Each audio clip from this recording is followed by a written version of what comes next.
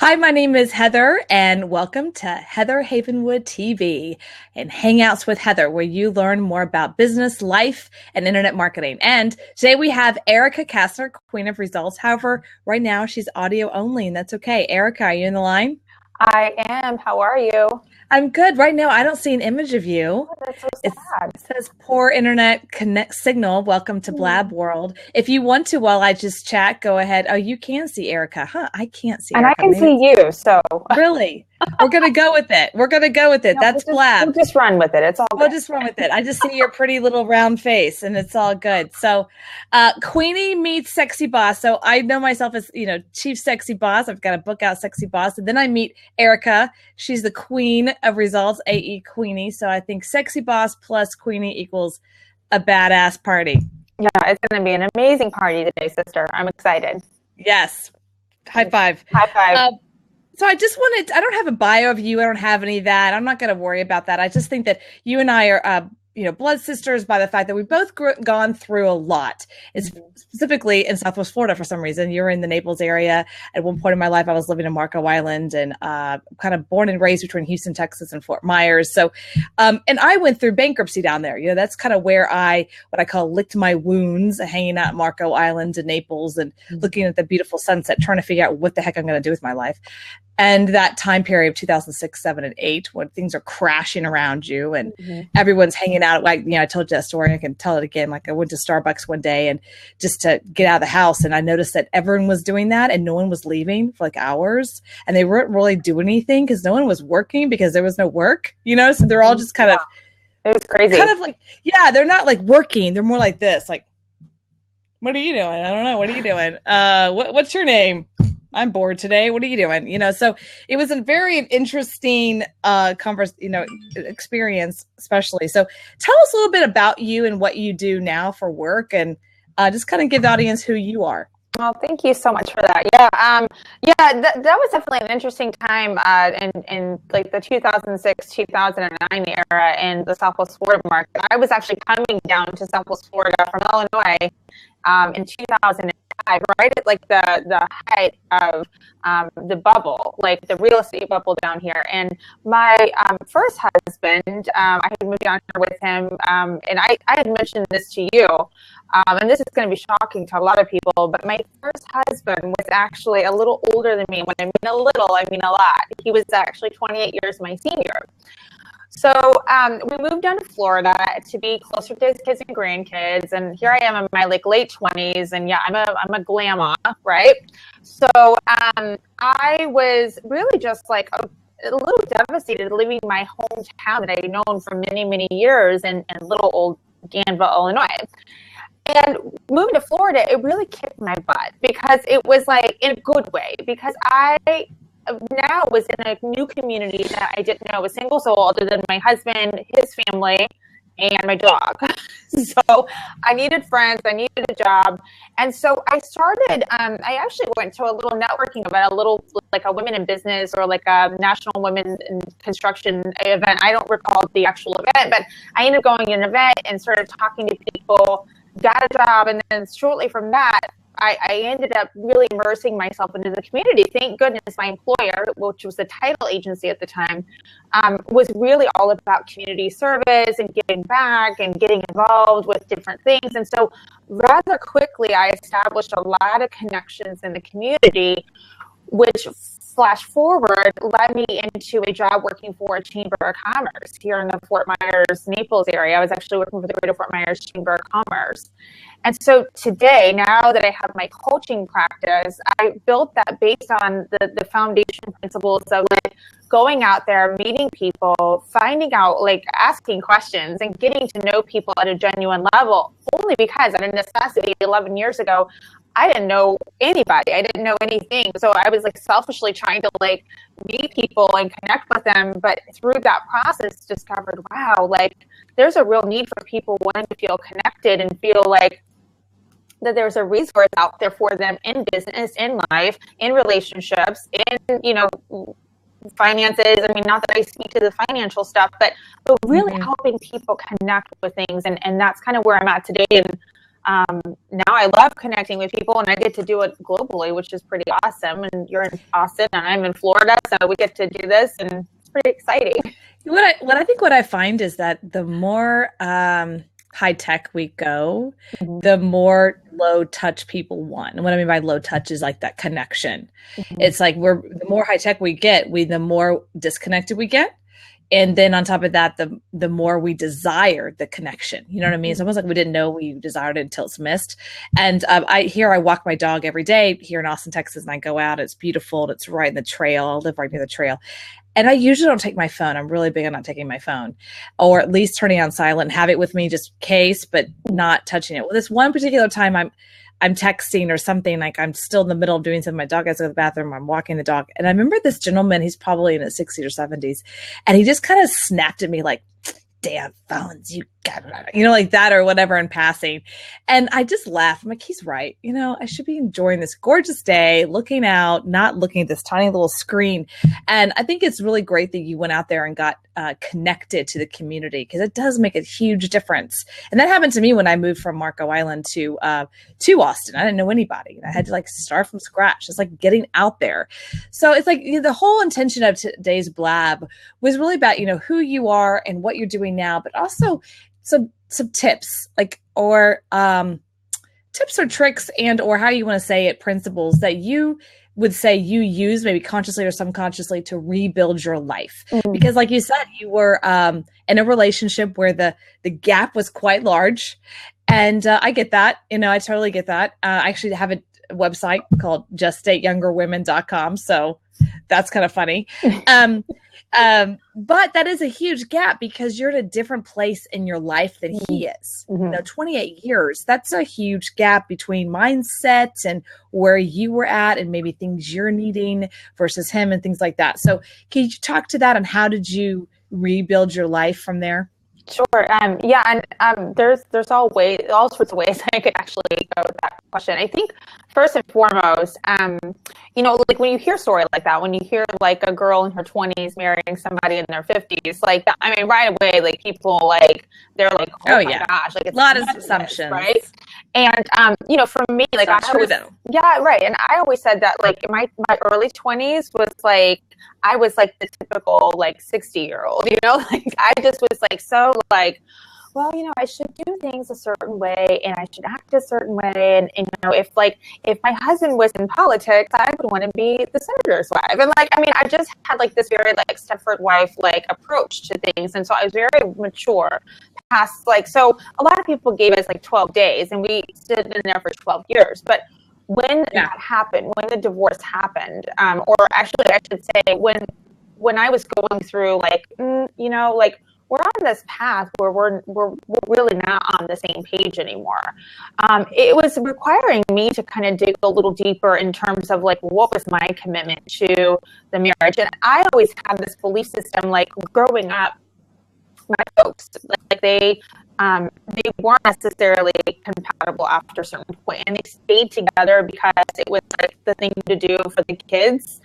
And I didn't want to be one of those statistics to where I would and part of me was well, I don't want to prove to everybody that this didn't work out. So I hung in there probably a little longer than I should have. However, through that process, there was a lot of soul searching that I was doing within myself to discover, okay, what was I doing to feed myself? Well, at the time, I was doing everything to feed my spouse, who's now my ex. I wasn't necessarily being the best representation of a partner in the marriage, because I was going out there doing other things. I was okay, well, I'm going to pull myself into the community. I'm going to pull myself into work. And if you don't want to go do that, well, that's fine. Bye. You stay home and do that, but I'm going to go do this because I want to reinvent myself. And so in hindsight, I had a lot of responsibility to that. But in the time, I wasn't thinking about that. I was just thinking me. And so when we finally parted ways, it was one of the ugliest things I'd ever experienced. And it wasn't because there's a number of reasons, and that's probably not important, but for this purpose of this conversation, but a lot of it had to deal with the fact that I didn't necessarily want to let go of certain things, and in all fairness, neither did he. And so going through that process, it was just like one of the most humbling experiences, and especially with me being so visible in the community, I didn't let on. So I held a lot of that privately.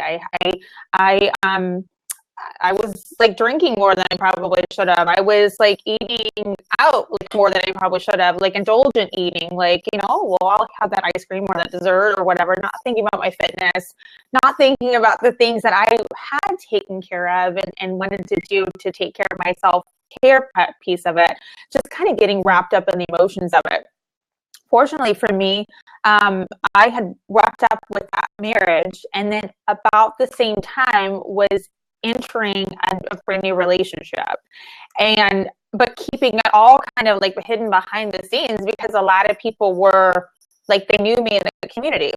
So I had to be very careful about like what I was saying on social media. I had to be careful about how I was taking care of myself, tapping into my friends. So I had like about 4 friends that I really considered as trusted advisors who I knew weren't going to go out there and be like blabbing, quote, like, sorry for the pun on the blab, but they were actually watching my back and saying, well, Erica, no, you probably shouldn't be doing that. Like, that's probably not the way to respond on social media, or you probably don't need to be having that one drink and then drive home and be irresponsible. So really putting myself in a lot of good graces with trusted advisors, that's probably one of the biggest tips I could give to anybody that's going through a situation like bankruptcy, divorce, death. Like, don't get caught up in all the BS or the emotions that go with it. It's very difficult to be going from that situation, but pull somebody that you can truly trust. That's not going to be necessarily your mama or your best friend. They're going to be people that are going to be looking at it from a 30,000 feet view and say, girlfriend, like, that's probably not the smartest thing you want to do right now in your situation, because you're playing on emotion and you're not playing from a logical standpoint. I think that's a coach. I mean, I think honestly what you're saying is, I mean, I had a coach during my bankruptcy time. Mm-hmm. And I think that if that was the person, that was my person that had the sound, that was grounded in the conversation with myself. And she was the one person that I knew what she was telling me was the truth. Because at that point, when I was going through my bankruptcy, I didn't trust anybody in what they were saying. I felt like everyone had an agenda. That's just the place I was in. Mm-hmm. Other than this one particular person, I felt like family, girlfriends, they all had their own agenda. They didn't understand. And, also, I think I was going to talk to you about the fact of you talked about the public image. Mm-hmm. I mean, at the time, I had a public image a little bit in real estate, not as much as I do now, but I did have a public image in a certain kind of genre of industry. Yeah. And I had this industry that had this view, people had this view of me, everything was great, that I was this multimillionaire in real estate. And at one point I was, and all of a sudden it's like crashing. It's completely crashed. And I was embarrassed. What was so funny about that is that half of Florida was going through it, but I couldn't see that. Mm-hmm. It was like I was going through it because I was one of the first ones that like went through it. 2006. Now by 2007, 2008, half of Florida was going through it. Half of Nevada was going through it. Like I wasn't alone. But up until that point, it was like something must be wrong with me for this to happen. And I thought I was smart. I thought I was savvy. And what I also learned is who your friends are. Mm-hmm. Like the girlfriend that came to got me on Christmas Day and said, get in the car. I'm taking you to my house and feeding you. I mean, come on, why are you by yourself on a Christmas Day? Mainly because I was just so upset. And I think what you're saying is when you're rebuilding yourself, I mean, that's why I wrote Sexy Boss. The Sexy Boss is about my rebuilding my story and how I went from bankruptcy to Sexy Boss. And for me, that's my story, bankruptcy to Sexy Boss. I'm sure for you have like a story from something to Queen of Results, like Queenie. And you have that journey because I'm sure it wasn't, you weren't that way back in whatever year that was when you're going through divorce. You probably didn't see yourself that way. So what would you say yours is? Mine's bankruptcy to Sexy Boss. What would you say? I would have to say probably rock bottom to rock star. I mean, on some level, like, love it. Love that. Rock bottom to rock star. Yeah, I guess on some level, like so going back to like the fact that I was, and let's talk about this for a second, because I'm this is actually a lot of when I finally said, I probably need to get a trusted advisor, i.e. the coach, to really help me kind of figure some of this stuff out. the big aha for me was that, you know, like normal people, Normal people. if I'm going to call myself normal, I don't think either one of us are normal, right? We're abnormal. We're Queenie and Sexy Boss. Is that really normal? Yeah, we're fabulously, like, we're still not normal, but we are awesome. So, I think that like there was something that like I thought it was totally okay. The fact that, okay, wow, I was 23 when I got married the first time to a guy that was 51. And in my world, I felt that it was totally like okay. And I was like, how dare people like have an issue with this? Like, that's crazy. And in all my years of like working with a coach and helping me really get clarity around where my emotions were and where my anger and my baggage was with all this stuff, a lot of it was just the fact that I didn't have enough confidence in myself at the time. Like, I was relying on somebody that was more established, who was like a veteran in our community. I mean, like not like an army veteran or anything like that, but like somebody that had longevity and a lot of traction in the company or in his company. And I thought, well, gosh, this is somebody that finds me worthy and valuable. Like, I was the girl that grew up on the wrong side of the railroad tracks growing up in little old Danville. And so now here's this predominant person in town who thinks I'm the bee's knees. And so I put a lot of value into that and devalued my ability to connect with somebody on a genuine level. And I'm not saying that we didn't connect on a genuine level, but like I put a lot of weight in that. Like, I thought, well, gosh, if he thinks me, if he thinks I'm awesome, well then, you know, I must really be awesome. And so that was like, for me, in a lot of ways, I was like, that's pretty rock bottom right there. When you have that like little self-esteem in yourself, you can't carry your own weight. You can't carry yourself. You're relying on somebody else to do it for you and to find value in you, and you validate yourself based on their beliefs about you. So, I mean, that was an eye-opening experience for me. And then for me to just take ownership in that and say, yep, I got this. I'm good. I mean, like, and there was a lot of exercises that I did to build up to that level. But now I truly feel like there's a lot of contributions I'm making to this world, whether they're big or small to other people. Well, that doesn't matter. I'm judging myself on my day before. So that's what I'm up against today. Whereas before I was always up against other people and what they saw in me. That's really interesting. I love that you said that. And I think when people go through a divorce or a bankruptcy, there's like a death. It's like a death process because there's a piece of us that is dying, you know, and in a way that's very refreshing. I mean, I think after my bankruptcy, there was definitely a death, you know, I was kind of divorcing my old self because I felt like, okay, I can't do that again. And yet, as my coach said to me at that moment of despair, she said, you have to also understand that you were a success, and that piece you can take into the future. And this other piece that kind of was egocentric and I had some things I had to deal with, that part you can divorce.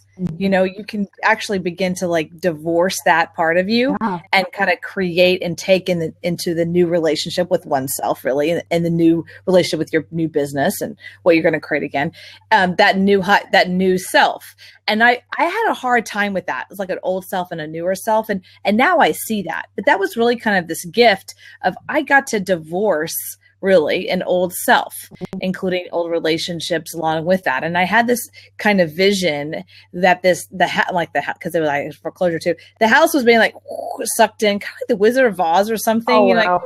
like, I can envision that. I can totally see that. like, you know, and I was like, okay, there was a piece of grieving, obviously, like I felt like I lost, and there was a piece of me lost. And then over time, there was this freedom to create again, because it was almost a gift of like a reset button, you know, and I got this whole new world that I can create from scratch and create who I am again and create what I say. And that old relationship with myself, the old industry, all just kind of went away. So it was a huge gift.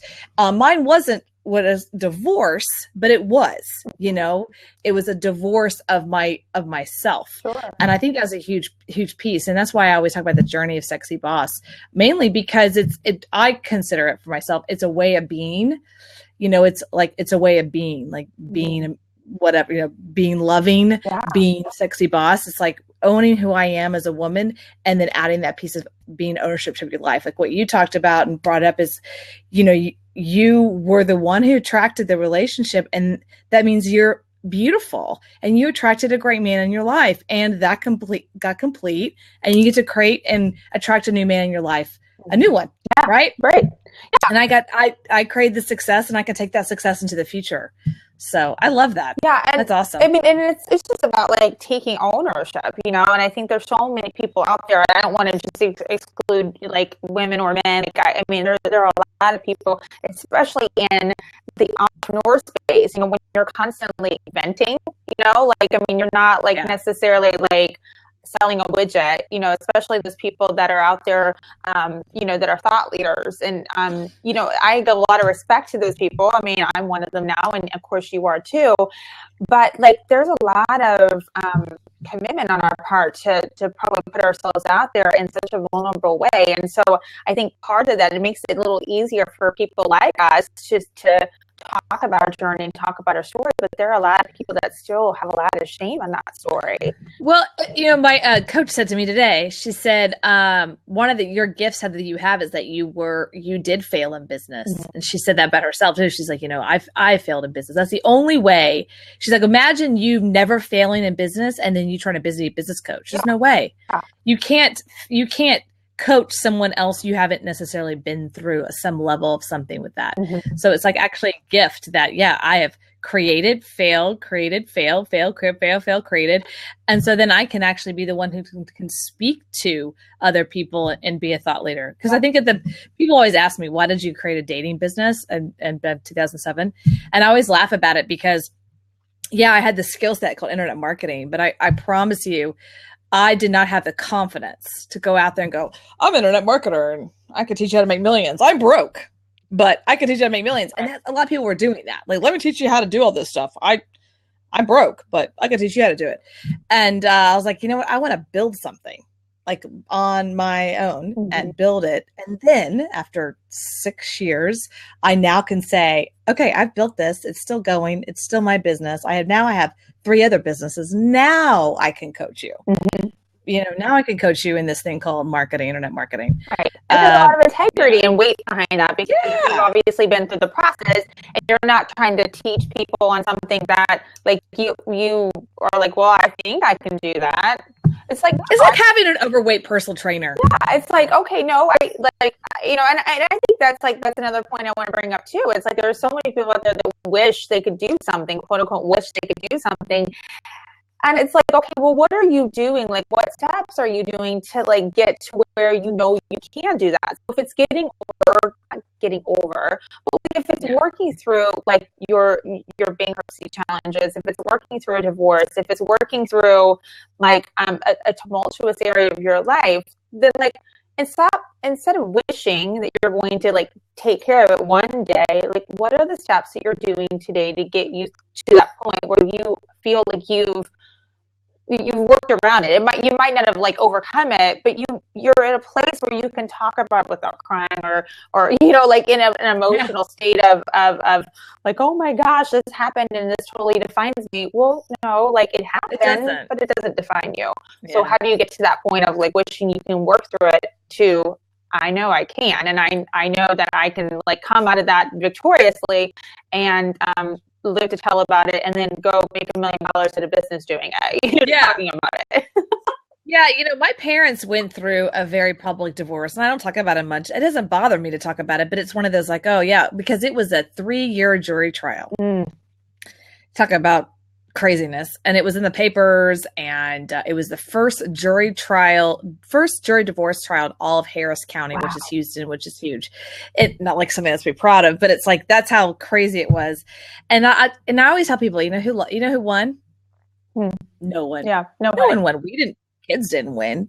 My mom didn't win. My dad didn't win. Like no one won. It was just a freaking bloodbath. Right. And so I had this view of life going around like because that happened when I was like 7, 8, 9. And so go through life like, well, that's not going to happen to me, And then of course we went through bankruptcy after the divorce. So I had this like, that's not happening to me. I'm smarter than my damn parents. You know what I mean? Smarter than them. Yeah. That's about before. That's not going to happen to me. I'm not that stupid, So here I am. I'm age 30 and I'm going through this bankruptcy, and I'm like, whoa, it was like the thing that it would never happen to me. And then like, here I am going through it. Mm-hmm. And it, I think I probably could have handled even divorce better for myself, because it was like the thing that was the big one is that the bankruptcy. For some reason, that was like my little crutch, like that, the money one, like, I'm smarter than my parents on this one. Well, and then think about that for like a second. I mean, because like, again, I think about divorce, and usually what happens in divorce, well, families get broken apart, the finances, like there's probably like, if you're going to go live with a parent, like there's obviously one parent that's probably going to be dependent on the other person. So like, there's a lot of like money belief systems that probably came from that. I mean, you can speak to that more so than I could about you, but yeah, I mean, in my own situation, that was totally evident. So for sure. Yeah, it's really interesting. I mean, we obviously, get born into like whatever we get born into, but it is an interesting conversation, because especially with the divorce in my family, that's why Fort Myers, because my dad moved to Fort Myers as a divorce. Mm-hmm. So I spent all my life Houston, Fort Myers, Houston, Fort Myers, Houston, Fort Myers, Houston, Fort Myers, Christmas time, go to Fort Myers, summertime, time to go to Fort Myers.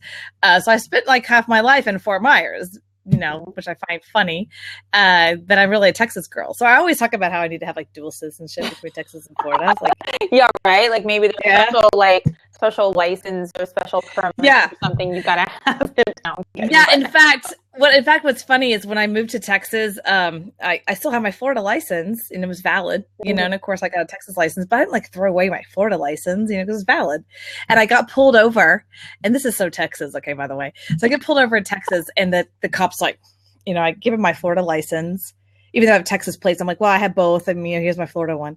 And he's like, ma'am, it's a crime to have another license from another state. And I'm like, I was like, only in Texas, dude, because in Florida, everyone's got like New York, Chicago, right? Like only in Texas are you get pissed off. He took my license. He took it. He's like, I'm going to confiscate it. I'm like, oh, wow. That's crazy. I always laugh about that, but because Texas has this like, why would you ever leave Texas? And then Florida's like, come on in, go back and forth. Yeah, it's all good. It's all good. Yeah, it's all good. Florida's back and forth. And there's something about Southwest Florida for some reason has this, I don't know what you want to call it. The energy around there I feel like everyone who moves there is starting over. Do you have that? It absolutely is. And like, it is like one of the most transient areas I have ever lived in my entire life. And so and being the Chamber of Commerce girl, I mean, like, cause I spent many of my, years down here in the Chamber of Commerce world, it was like, oh, yay. Like we're bringing in like X amount of people that are coming from blah, blah, blah. And like, we're the fifth largest population for Canadians and everything's great. And like, or German people, I think it was Germans. Yeah. We had a huge, anyway, Germans, whatever. So, I mean, I want to say whatever, that's terrible. But yeah, I mean, like I guess like the energy here, like you make it what you want. So, I mean, I think that like for me, I was like coming to this place and I'm like, I was truly starting over.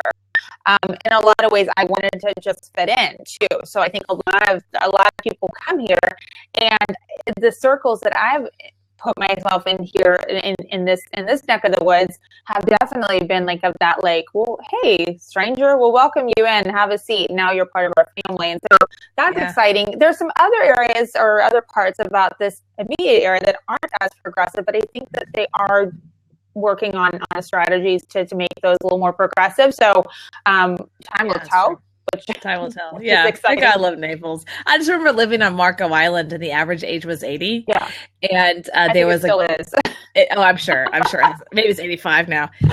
But I remember meeting a girl. Like I really didn't meet her. Like it was like in a grocery store. Like there's only like one grocery store, so it's one person. And I remember seeing her, and she's blonde, she's good looking, and she's younger. I'm like, oh my god. there's someone my age. Yes, I'm so excited for many friends. A friend, and we would have lunch, and stuff like that. And we would meet up and we'd go work out or something, like really simple. And I think her husband was a doctor there. And I remember talking to her husband and he's like, we got to hang out because like we're the only ones in the 30s on the whole island. And we're going to die if we don't become friends.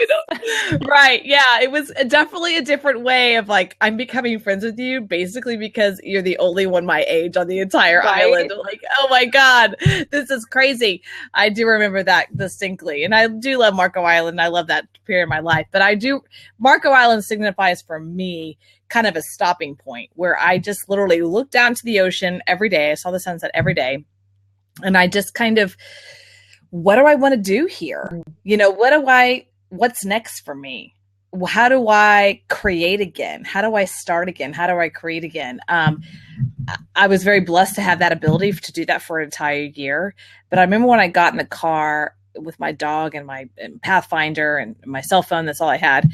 And I drove off to the sunset kind of like, okay, I'm going west and I'm starting from scratch.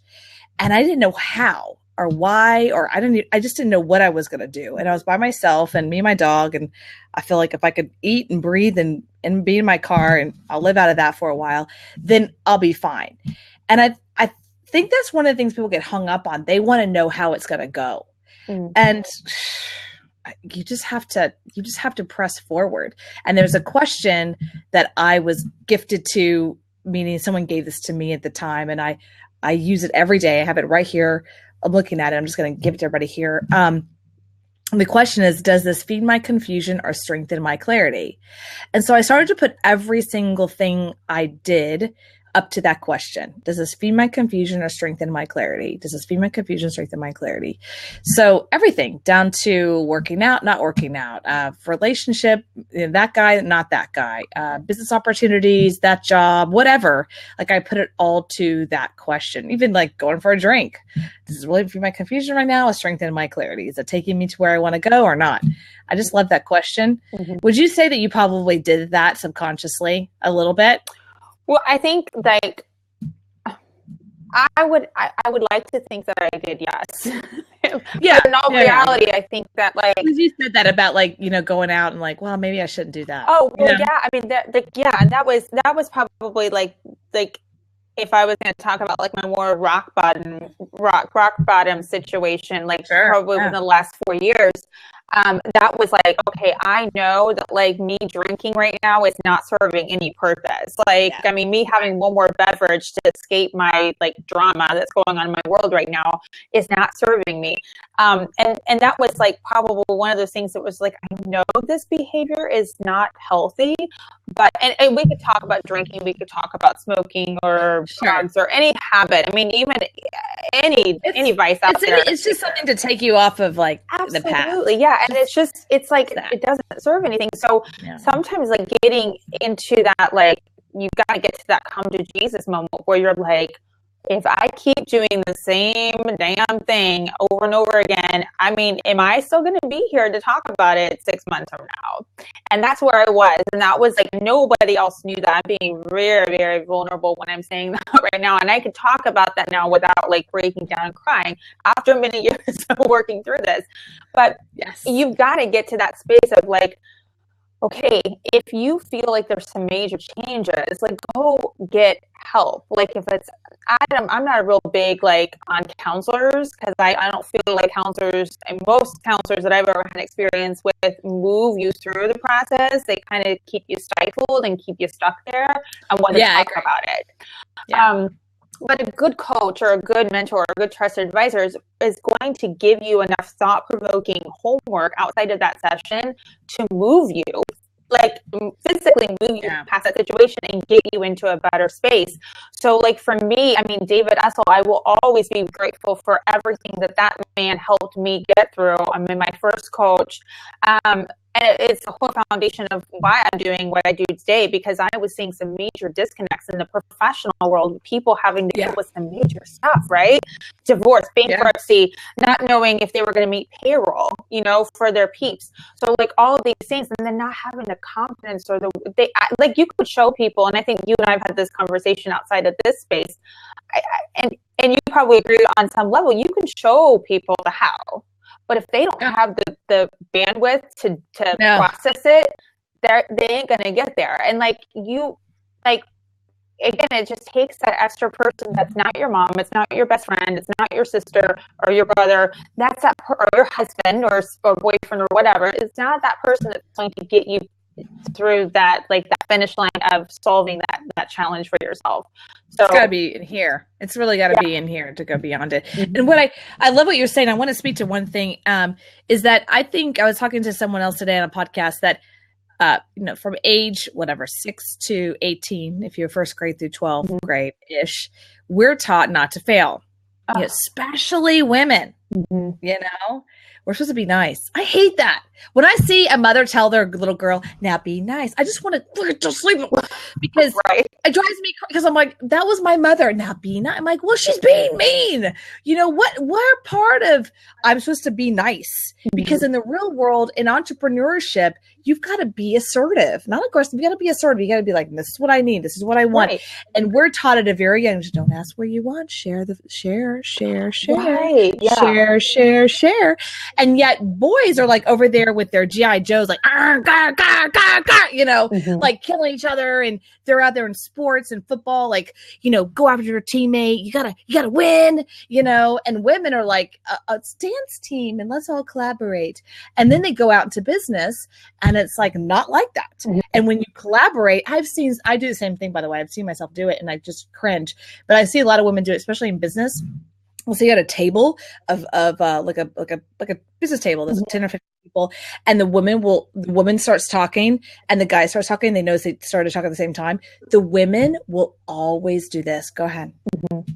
Yeah, and it's not that it's an automatic to like, oh, I'm sorry here, and in a business. No, you're at that table too. Right, exactly. And I noticed that. And I think that my point was like from age 1st to 12th grade, we're taught you can't fail. If not, you're going to be held back.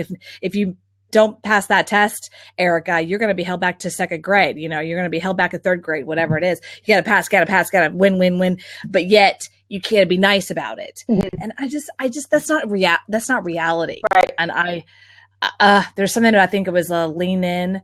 The CEO of Facebook, she talked about that, about the little girls, like, it's okay, be nice. They did a filming of the girls, like little girls, 6 years old, like, oh no, you have to be nice. And then they asked the same questions to little boys. They're like, no, you got to go after what you want. And they're like 6. They're 6 years old, and you're like, this is where it started. They've already been conditioned to think that way. Yeah, I mean, I guess now that I'm in my late 30s, I remember that 6-year-old child being like, okay, why?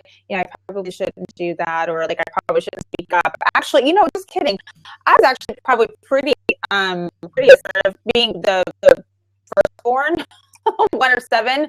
I was the oldest of 7. So I was like, yeah, I'll get this. And there was a point in my life, like around 8, like I was about 8 years old when that started shifting, and I started sinking back into my hunched over mode, not really being present. But I think that there's a place of strength when you can position yourself and still do it with grace and poise. I mean, I don't think you have to be a bitch to do it. No, but ask for what you want. Hell yeah, ask for what you want, and that's what plays a lot of, and guys too on some degree. I mean, I don't just pigeonhole women into this whole thing, but there are a few guys that just don't have the confidence to ask for what they want because they don't feel like they're worthy of it, and it's like, okay, then like what can you do until you get that confidence built up to where you can ask for certain things? Maybe it's just setting smaller challenges. Like, I'm not about small challenges. I if I'm going to take a leap, I want to take a big leap, and I want to look back a week ago and say, well, gosh, I was like 10,000 feet below this space. That's my mindset. But I mean, 3 years ago, that wasn't the case for me. I was like, well, let's see if I can go 10 steps in 10 weeks, like, but what can you do today to put yourself in that energy of being more confident? Like, is it putting yourself in at that table? Like, maybe you don't feel confident to go sit at that table that you just alluded to at the networking event.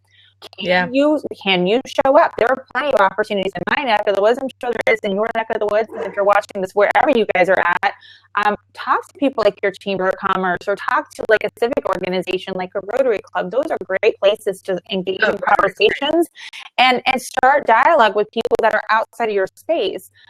Because the more you align yourself with people that are outside of your immediate comfort zone, you start becoming more resourceful for not only like yourself, but for other people that are around you. Now you start like opening yourself up to other things and experiences, and you can talk about it, and that starts building confidence too. So, I mean, that I don't know if that's helpful for anybody listening to that right now, but I think that was probably one of my biggest ahas, was just like, I need to put myself with people that are not in my stuff every day, and like that I'm able to share and collaborate in a healthy way. Yeah, surround yourself with people. I mean, remember, I was at the Rotary. I love the Rotary, mainly because of the Rotary. They talk about something bigger than yourself. And my coach always says, like, you got to think about outside yourself. If you just focus on all your issues, they get bigger and bigger and bigger, because what you focus on expands, and I just love that. And that's so true. Rotary is amazing. I was a Rotarian. My dad was a Rotarian. I'm a Rotarian. Awesome. Good for you. Yeah. I'm a Rotarian. I'm a Rotarian. But there's also, I'm looking at my little list here, and I want to kind of bring one up again and see what you think of it, just kind of get your take on it. There's another one, I call it Life Lessons. Again, these were gifted to me by Coach Richard Flint. So I'm giving him credit where it is, because he really did help me through that time. Here's one. This one I didn't like. When he gave this one to me, I didn't like it. I'm like, I don't like this one. He calls it Life Lessons, Life Rules. Okay, here's the quote. I'm exactly in my life where I want to be. I'm like, it's basically saying, because he gave it to me at my bottom. And I didn't like that. Right. And what I saw in me not liking that was, well, you are exactly where you are. Yes, you want to maybe have a goal, but you're exactly where you're at. You got yourself here. Good, bad, you got yourself here. So you've got to own, this is where I'm at, and not get so mad about it. I think it was that moment that I'm like, okay, I'm here. I got myself here. I'm also the one that's going to get myself out. That was the shift for me. Like, I got myself in this mess. I see where I made the mistakes. I also see the positives of everything that I did do good. Okay, I'm gonna be the same one that get myself out. I'm not gonna just be that victim. I think that's a huge piece of American dream. What do you think of that? Do you feel you went through the same thing? Yeah, I mean, again, like, that was a hard realization for me to come to terms with, because I think in divorce, like, especially when it gets ugly, and 9 times out of 10, it's going to get ugly. So, putting the blame and say, well, that person didn't treat me right, or that person didn't cherish me anymore. I mean, those were things that I physically said to my ex. And like, I want to cringe when I think about it, because I'm just like, well, gosh, you know what? Like, you were equally responsible. Like, you might not have been doing the same stuff to get you guys there, but you still had an equal, like, responsibility to it. So, and then when I started making plans to, like, maybe reconcile that marriage and bring it up to a level where I felt like, okay, that's where, like, we can return to where we once were when it was great. It was too late. And so anyway, so that's, but then, but all the other stuff that comes with it, like the emotional eating and drinking and, putting myself in situations that weren't necessarily healthy, that was all on me, and like, and I, like, at the time, we used to be like, oh, well, because of me being so upset and so down and whatever, like, of course I would resort to this. Well, yeah, but you could also resort to, like, doing something to fuel you in a positive way. So, like, that could have been the opportunity for me to maybe dump myself into, like, more charitable works, like something that was still expelling energy, but, like, in a fueling way, instead of, like, in a positive way, instead of, like, a like, well, I'm just going to go drown my sorrows over here in this bottle of wine or 5. No, I'm just kidding. But, you know, like, I mean, so yeah, you are exactly where you're at because you're making the choices, and we all have choices. When we're capable of making choices, like, you know, we could go one way or the other. And so, but it's our responsibility, and we can't control other people. So I couldn't control my ex-husband, but I can control the way I reacted to the situation. And that's what I own. I can't own him because he has to own that for himself. But I can certainly control my reactions. And then what do I do from there to get me past or get me through the situation in a positive way? Uh-oh, I lost you. I lost your voice. Can you hear me now? Yeah, I can hear you. Okay, good. I feel like we're Oprah. I don't know how Oprah feels about that, but well, you know, like, tell me what that deep I feel like you know, or Barbara Walters or something like that. I tease all the time that I'm Barbara Walters. I'm I love her. I just love her. She's such a little badass, and she always says what she feels, no matter her age. I just think she's a sexy boss. I just totally think she's a badass. But I don't mean to overstep what you just said because it's very powerful. But I'm very impressed with how you're able to move through that. And I have to speak to you dating an older man. I have a business called Only Date Younger Women and Just Date Younger Women, and I have a whole conversation about that, mainly because I was someone who dated older men and vice versa, stuff like this.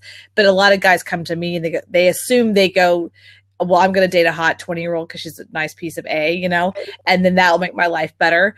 And I always tell them, no problem. Like, nothing wrong with that. That's all good. Depends on the woman. If she's like, you know, how responsible she is and how dull she is. Okay. Mm-hmm. But I always tell them, majority of the time, I'm generalizing. Okay. Majority of the time, the generalization, the younger you go, the more dramas in their life. Mm. Right. Just know that. And that there'll be a point in time where you just are different playing fields. And my dad remarried, and he remarried someone really younger than him, not 28 years, but at least a decade, you know? And I remember when I was living with him at Perry Time in Fort Myers, I started dating this guy who was a little older. And there was a moment we were all in the kitchen together, right? And it's me and my stepmom and this guy I got on like 2 dates with, and my dad.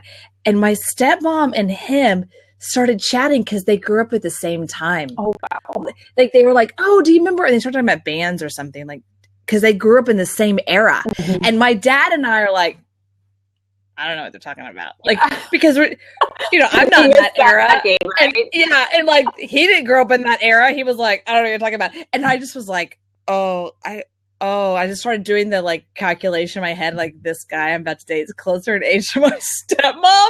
Yeah, right. You're like, all right, I don't know if this is like comfortable. I don't know if this is gonna work. Yeah. So I find it. I mean, that's just a funny story. There's nothing exciting about that, but I just found that a funny story. I know. I think it is a funny story, you know, because again, it puts that perspective on, like, okay, well, wow, from a relationship standpoint, it makes things very interesting, right? Yeah. Yeah. And I mean, I'm 40, you know, and I remember one time when I was probably 18, 19, I lived with my dad for a while, and I looked at this picture of my stepmom at their wedding, and they got married when she was 22, something like 23, 22. And I'm like 18 at the time looking at this picture. I'm maybe 19 at this point. And I'm thinking to myself, God, I can't imagine getting married to a guy who's got 2 kids, just went through a nasty divorce at my age. Mm-hmm. You know what I mean? Yeah. I was like, that would be hard. Yeah. And, you know, and like, you know, I totally relate to that story because like now here's what's really interesting. So not only was my husband 28 years older than me, but guess what? His kids were older than me. So like, that's got to be a whole other dynamic going on. Yeah. And like, you know, and it was just like one of those things. And I thought about this when you were kind of leading up to the story. I thought about this one topic that I want to share. But like, there's, when you're talking about the drama piece of it, and it's like, okay, well, like a lot of people, like, one, they thought that he was like looking for a trophy bride, or they thought that he was like freaking loaded or freaking, you know, like maybe he had some, you know, like other gifts, you know, and I was like after that. So it was like, okay, so here's the thing. what if in fact he was marrying me because I was the top 20 something rule, whatever? What if I was marrying him for like whatever you perceive as his riches? If we were both on the same page about that, shut Why up. not? Like, shut up. Like, that's your business. Agree. But if like we're going at it from a like, okay, well, we're not being totally transparent about, then yeah, that's dishonest, and that's not good, and that's not a good foundation to start any type of relationship. Yeah. But as long as we had all that worked out, for anybody out there that's in that situation, as long as you guys have that worked out, who cares? Go rock your happy self and go do that, you know? Yeah, I mean, I think marriage is a what I call an agreement, you know, and as long as that agreement's clear, it's okay. People have that judgment. They have that judgment, and I don't like. What's the big deal? Okay, she's marrying him for his money. I'm not saying you are, but you know, in a situation, right. She's marrying him for his money and security because we as women want that. Okay, and he's marrying her because she's sweet and nice and gorgeous, and men want that. Right. I mean, this has been going on, by the way, since Adam and Eve. Okay, yeah, right. This is not like exciting. Women married men because they could provide for them. Hello, still going on. Yeah, hello, that's no big deal. Yeah, it was deal. Now here's the other thing. So when I moved to Florida 11 years ago in this union, and I mean, nobody really like blinked an eye at it. I mean, some people were probably like, okay, that's a little weird, but I mean, I didn't get the backlash that I got in my hometown, and of course, no, I don't think you would in Florida. Yeah, no. And it was just like it just wasn't like that big of a deal. So yeah, I mean, there's all sorts of circumstances, and my husband today, he's 10 years older than me, but like you look at us and you'd be like, what? Like really? Because you guys look like you're the same age and whatever. But 10's a nice year. Yeah. You know, it's not that far. You can like, you're still kind of grew up in the same era. You know what I mean? Right. And I mean, I'm a for 20-year-olds and 28 years difference. I'm not against it or for it. I'm like, whatever works. Mm-hmm. But there is kind of a niceness when you're like, you feel like you grew up kind of in the same era a little bit. You know what I mean? There is like a connection to that. And it's not just about the era either. I mean, it's also about like exploring that journey together. And like I said, we were together for 12 years. So like I was not the same girl. I look at the girl when I got divorced, and I'm not that girl. But so to think back to that 21-year-old girl when we first started dating, I'm not that same person. So, and he's not that same person either today. I don't know what he's doing today, unfortunately. But yeah, I mean, it's one of those things where like you've got to be with any partnership, you've got to be able to grow with that person. And if you're not compatible anymore, figure out other ways that you can get back on the same page. And if not, figure out a way to get out of that energy. Life is too short to like put yourself in that situation where you're constantly in it to win it. And I used to think that was a bad thing, but I'm not for like giving up. But at the same time, you got to come to a realization where it's clearly not serving you, and you've exhausted every effort to make it work. So cut your losses and move on and do something that's going to fuel you in a great way. Oh, I love that. So as we wrap up, I mean, I just love what you're saying. I mean, if someone was listening there, you know, this is recorded and it'll be on my blog and all that kind of fun stuff. Yay. You know, one, I want to see, you know, where can they reach you first off, but then also want to leave it with someone's listening today is what would be like step one? You know, step one, step two, if they're going through, it doesn't have to be bankruptcy or divorce. It could be just some tragedy or something that they feel like they've hit a wall, you know. Where would you coach them or lead them or say to them, and it's going to leave that, you know, what is your advice there? Mm-hmm. Well, thank you for that. So to stay connected with me, I'll answer that question first. Simply go to my website, thequeenofresults.com. That's probably the easiest way to connect with me. Or I'm on Facebook, Twitter. I mean, just about any social media platform out there under Queen of Results.